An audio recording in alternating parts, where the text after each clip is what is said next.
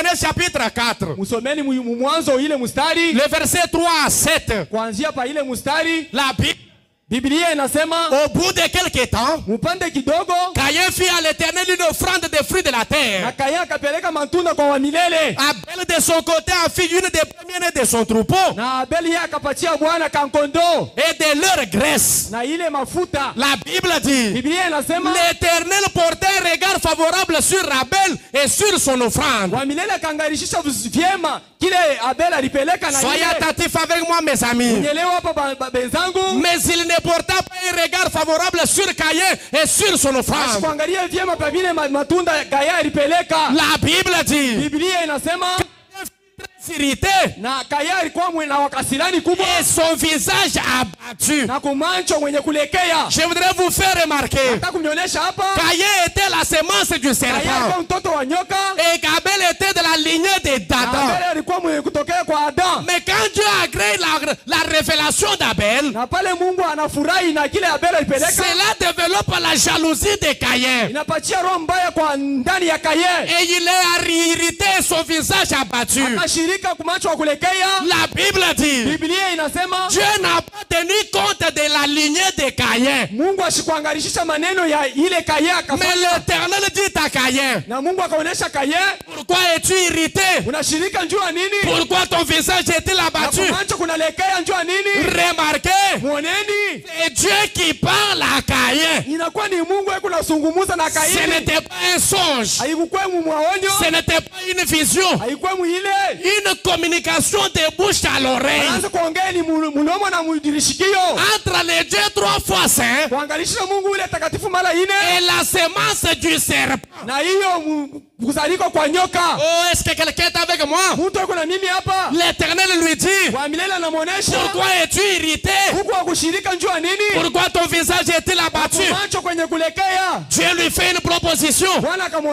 Certainement, si tu agis bien, tu relèveras ton visage.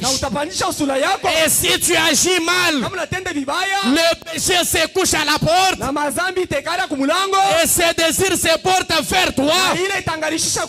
Mais toi, domine sur lui. Quand Dieu dit ça, Abel était encore en vie sur son autel, en train d'ajouter le bois pour que le feu ne s'éteigne pas.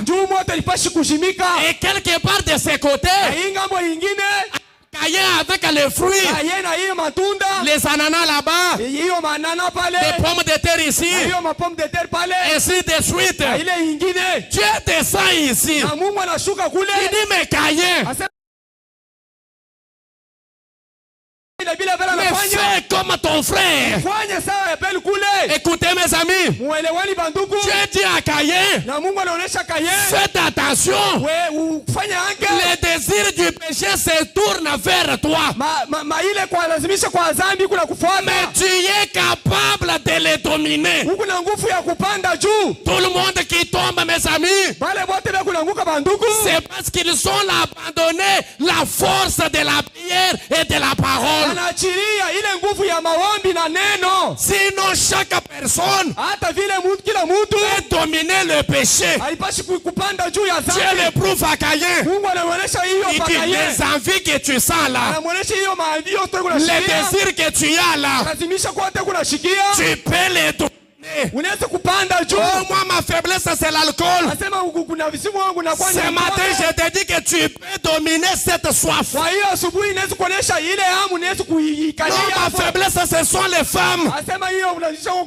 Il y a encore moyen de fuir les femmes.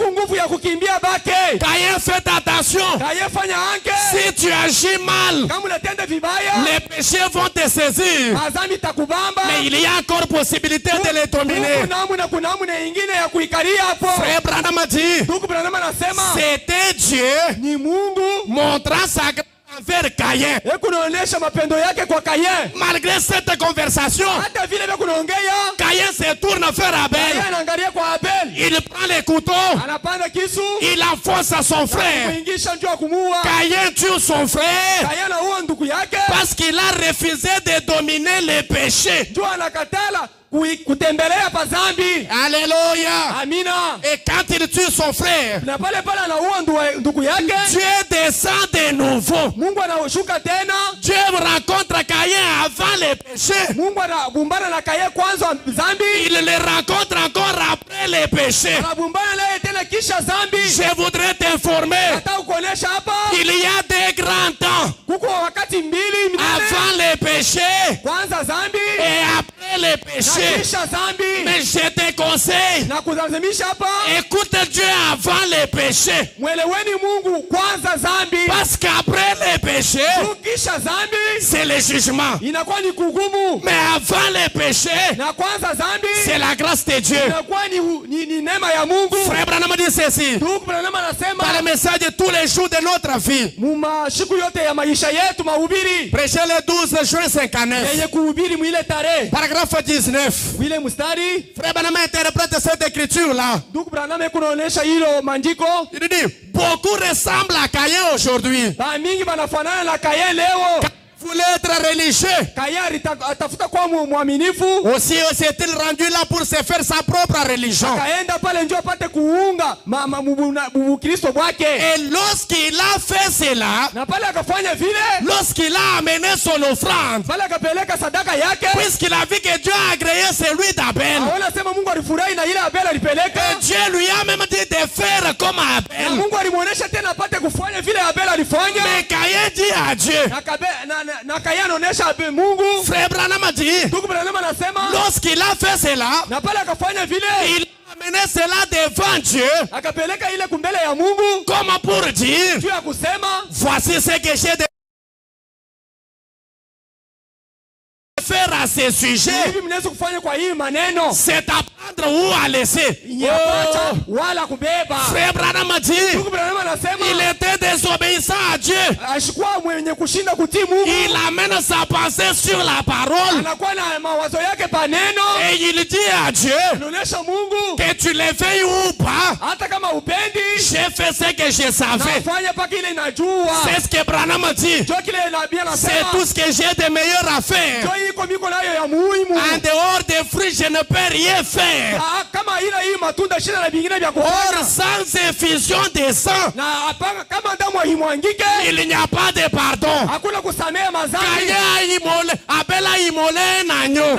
Abel yeye akaua kankondo. Dieu a créé le sang là-bas. Mungu anafurahi na damu. Et il dit à Caïn, Anaonesha Kaye, prends aussi un agneau. baba na wewe kondo. Viens l'offrir ici. Wao mtowe hapa. Caïn lui dit non. Kaye anamuonesha hapana. Je ne fais pas ce que tu dis. Sitafanya kile kunasema. Ce que j'ai fait ici, Hiki mimi nafanya. c'est le meilleur que j'ai. Ndio kile miko nako cha À muhimu. toi d'accepter ou de refuser. Kia kuichika wala kukatala. Branham a dit, Ndugu Branham anasema c'est presque ainsi que l'homme se comporte aujourd'hui. ni namuna moja vile mtu kunatenda leo. Frère Branham a dit, Ndugu Branham anasema les gens disent aujourd'hui, watu wanasema leo j'ai contribué à la construction de cette église-là. mimi saidia kujenga ile kanisa. J'ai donné mon argent là-bas. Mimi peleka makuta yangu. J'envoie mes enfants à l'école. Tumaka watoto yangu shule ya Jumapili. Je verse mon argent chaque année. Kaka makuta yangu kila mwaka. Je paye la dîme et les offrandes. Peleka sadaka na chakumi. Branham a dit, Ndugu Branham anasema les gens en faisant ça, watu mkufanya vile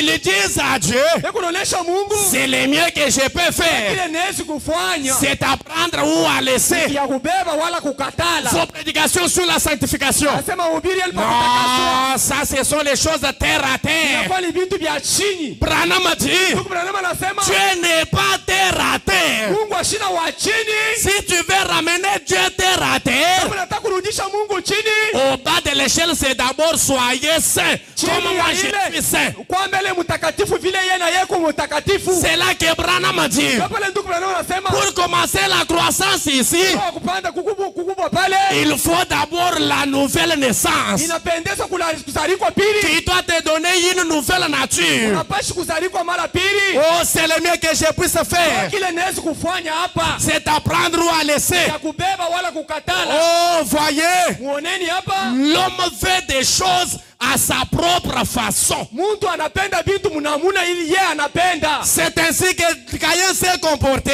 Vile Kaye akatenda. Branham a dit, Ndugu Branham anasema malgré ses comportements, hata vile Dieu l'aimait toujours. Mungu anaanza paka kumupenda.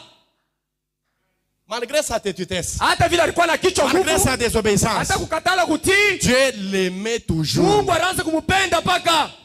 Je vais ouvrir une parenthèse comme l'esprit me pousse à dire.